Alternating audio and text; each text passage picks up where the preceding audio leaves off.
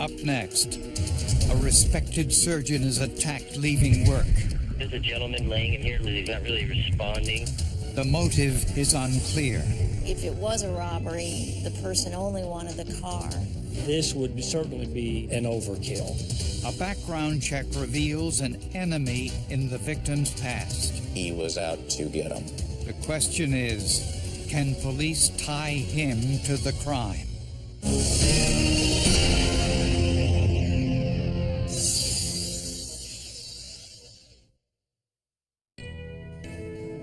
Ever since he could remember, Brian Stidham wanted to be a doctor, and he wanted to work with children.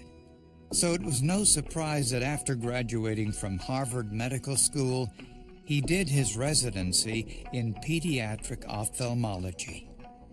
When he treated a child, he would get down on their level. He would not only treat the child, he treated the entire family. Eventually, Dr. Stidham got married, had 2 children, and joined a thriving medical practice in Tucson, Arizona, where he was one of the few pediatric specialists in the area. And that, of course, just made him a go-to guy if you had a need for your child. One night after a long day at the office, he gave a short medical lecture to a group of med students in his office, where they all had pizza and drinks. Afterwards, he set the alarm at 7:26 and headed home. 3 hours later, someone called 911 from the parking lot of Dr. Stidham's office. 911, where is your emergency? There's a gentleman here laying in the middle of the parking lot. There's some papers strewn about. I can see his glasses. He's not really responding. By the time paramedics arrived, Dr. Stidham had been dead for several hours. There were tear marks or slicing, cutting marks through his scrubs. And there was a gaping wound that I could see just above his scrub line. It was obvious to me that he had been stabbed. He still had his wallet, which had money in it, in his pants pocket. So that told law enforcement right away that this certainly wasn't a typical robbery when valuables hadn't been taken. Dr. Stidham's car was missing from its usual parking spot. But a piece of food told investigators what might have happened. Clear on the other side of the complex was a pizza crust that had been bitten into, and DNA revealed that the person who'd bitten into that pizza crust was Dr. Stidham. Police believe Dr. Stidham walked to his car, probably put his food on the roof to open the door, and was attacked. Dr. Stidham staggered away bleeding, then lost consciousness. And then when his attacker got in the car and drove away, the pizza crust just flew off and landed in the parking lot. Unfortunately, police could find no eyewitnesses, and there were no security cameras. The whole parking lot is not visible from the street, and it does not have a lot of lighting. There are no surveillance cameras or anything of that nature in that parking lot, so it is quite dark. Police tried to contact Dr. Stidham's wife, but she wouldn't answer her phone, so they went to the Stidham's house. No one came to the door, so they broke in and found that the widow, Daphne Stidham, was sound asleep. When they woke her up, the first thing she said was, "Has my husband been shot?" Which was odd why she would say that in particular. Police also noticed family financial documents laid out in plain view on a bedroom table. The bedroom phone had been unplugged, and in addition, when they spoke with Mrs. Stidham, she indicated that she'd taken some sleeping pills that evening. And there was no indication Mrs. Stidham had been anywhere all night except at home with their 2 young children. Investigators suspected her unusual comment was probably caused by the police break-in and confusion. It was their opinion that we might want to look elsewhere other than her. And I trust their opinion. But where to look was the big question.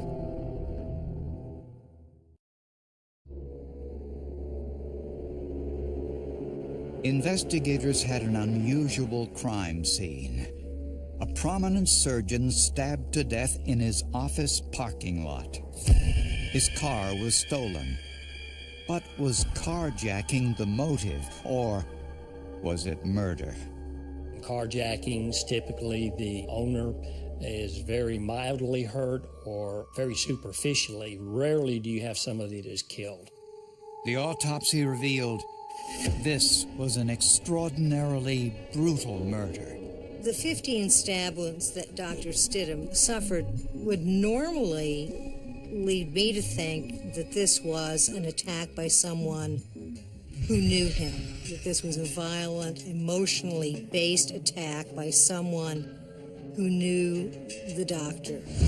To investigators, the motive was clear. I believe the carjacking was staged in this particular case is the killing of the victim, and the carjacking is just simply staged in order to make it look like that's what this was all about. But investigators still needed to find Dr. Stidham's car. On a hunch, they called his cell phone. We were missing the cell phone. So our hope was that the cell phone was with the killer who was with the car. If it were on, it would be possible to send a signal to that phone, what they call pinging, and narrow down its location by seeing which cell towers bounced the signal. When they did, they got a hit on Dr. Stidham's phone 6 miles away and found the phone inside Dr. Stidham's car in the lot of an apartment complex. There is blood certainly on the outside of the vehicle, but as you open the door, there's individual blood stains and spatter and cast-off that is in the door well itself that could not have gotten there with the door shut. It looked as if Dr. Stidham had been stabbed just as he opened his car door. There was a trail of blood from the parking spot to where they found his body, about 18 feet away. Evidence of what some investigators call a blitz attack. A blitz attack is an attack that is sudden and by surprise. It could have been anywhere from, at a minimum, probably 30 seconds up to, a minute or so. Unfortunately, the car didn't give investigators much to work with. We found no usable fingerprints on the exterior or interior of the vehicle. There were some hairs found, there were some fibers found. None of them really led us to anybody outside the Stidham family. Meanwhile, a background check on Dr. Stidham unearthed a bombshell. When he came to Tucson, Dr. Stidham joined an established medical practice. But what he didn't know at the time was that the senior partner of the practice was under investigation. It was very upsetting to the staff. We were all working, we had patients, and the DEA walked in, and we were told that they were going to search the office. Authorities found evidence that Dr. Bradley Schwartz, the man who recruited Dr. Stidham to come to Tucson, was involved in drug fraud.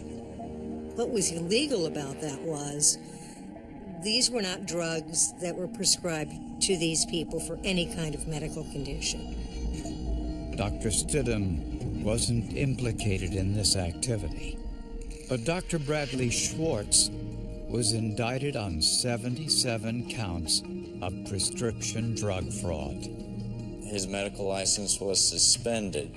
He lost his privilege to practice in Arizona until he completed certain therapy programs through the medical board as well. When Dr. Schwartz was indicted, Dr. Stidham left the practice and went out on his own.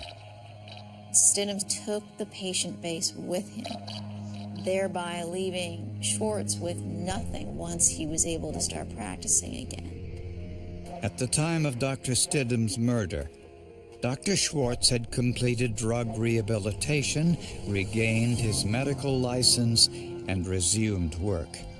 I had disregarded him as a suspect very early on because it just didn't make a whole lot of sense. The problems that Stidham and Schwartz had were years in the past. Dr. Schwartz also had a solid alibi for the night Dr. Stidham was killed. He was eating dinner in a public restaurant. His whereabouts were accounted for the entire night.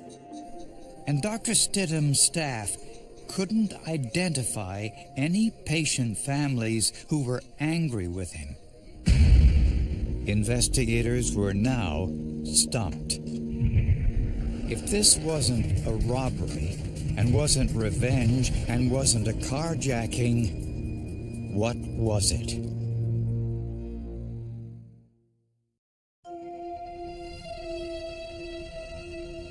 Investigators searching for Dr. Stidham's killer were baffled. The victim was a young Harvard-trained surgeon in the prime of his life who had no known enemies. He was very gentle, very compassionate, very caring. I had a lot of respect for him. I enjoyed working with him. He was a good friend, not just a boss. When questioned by police, Dr. Stidham's wife continued to identify her husband's ex-partner as someone they should look at. She, in fact, did tell them that their husband was very well loved, and that there was only one person that he had as an enemy, and that was his ex-partner, Dr. Schwartz. But Dr. Schwartz had an airtight alibi. He was in a public restaurant with his girlfriend at the time of the murder, with dozens of witnesses. There was no way Dr. Schwartz could have been the killer himself. No way. On a hunch, investigators interviewed Dr. Schwartz's girlfriend, Lisa, about her dinner that night. Right away, investigators knew something was odd. They'd met online, as I recall, and even though they'd only been out 2 or 3 times, Dr. Schwartz had already asked Lisa to marry him. Lisa also said that during dinner, a man named Bruce called Dr. Schwartz, then later joined them. What the girlfriend finds odd, Bruce joins them but doesn't have dinner. He picks off of their plates. And he's supposed to know Schwartz from some addiction counseling meeting. And for someone who'd been in drug rehab, surprisingly, he ordered a beer. She found that odd. The time was 8:30, an hour after Dr. Stidham was killed. Schwartz asked Bruce, so how'd those scrubs work out? Bruce's answer to him was, well, they worked out fine. When she asked, well, why were you wearing scrubs? Bruce told her that he had used them for horseback riding, which she found to be rather ridiculous because she's very, very familiar with horses. When police analyzed Dr. Schwartz's cell phone records, they discovered that someone called Dr. Schwartz from a convenience store payphone a half hour before the murder. That convenience store is located only 400 feet from the office complex where Dr. Stidham's office was. The convenience store employee said the man at the phone was wearing surgical scrubs. He told her that he was supposed to be in a meeting and that they were serving pizza at this meeting, and he didn't feel like pizza. That was telling, since Dr. Stidham was serving pizza at that moment to the medical residents as he was lecturing across the street. A half hour after the murder, Dr. Schwartz got a call from a payphone located just across the street from where Dr. Stidham's car was dumped. So we've got all of these things happening. So what's most important at this point is we have to identify who this other guy is. Investigators asked Dr. Schwartz's office staff if he had a patient named Bruce. They said he did. His name was Ronald Bruce Bigger. He came to Dr. Schwartz's office after getting in some sort of fight and had an eye injury that needed taken care of. Bruce Bigger was no stranger to law enforcement. He'd served prison time for drug offenses, fraud, and was currently on parole on a forgery conviction. What we know about Ronald Bruce Bigger, Bruce, is that he was unemployed, didn't have a car, didn't have a phone, didn't have a residence, didn't have anything. He did have a drug habit. And on the day after Dr. Stidham's murder, he had a lot of money. Bruce was seen with a huge wad of hundreds and fifties as big as a softball and told folks that it was about $10,000. Surveillance cameras show Dr. Schwartz cashing a check that same day for cash for $10,000. So that was a huge piece of information.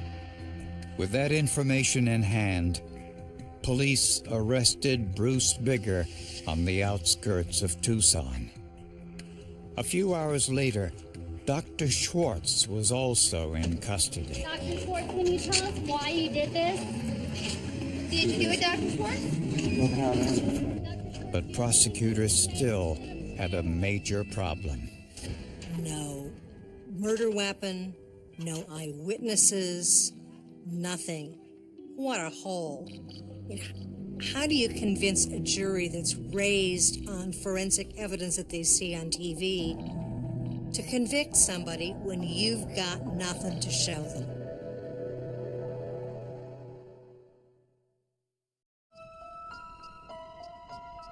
Tucson was a dream destination for Dr. Brian Stidham. He moved there after he was recruited by another ophthalmologist, Dr. Bradley Schwartz. But the two didn't really get along. Dr. Schwartz was addicted to prescription drugs and behaving erratically. Having affairs with various women, which was one of the things that ultimately led to his divorce. He was having sex with patients or mothers of patients in the office. When Dr. Schwartz lost his medical privileges and entered drug rehabilitation, Dr. Stidham decided to leave the practice and go out on his own. Later, when Dr. Schwartz got back on his feet and his medical license was reinstated, Schwartz had to jumpstart his surgical practice alone, and according to friends, resented it. Bottom line is he felt Stidham didn't stand by him in his time of need. In frustration, Dr. Schwartz told various girlfriends he thought about harming his ex-partner.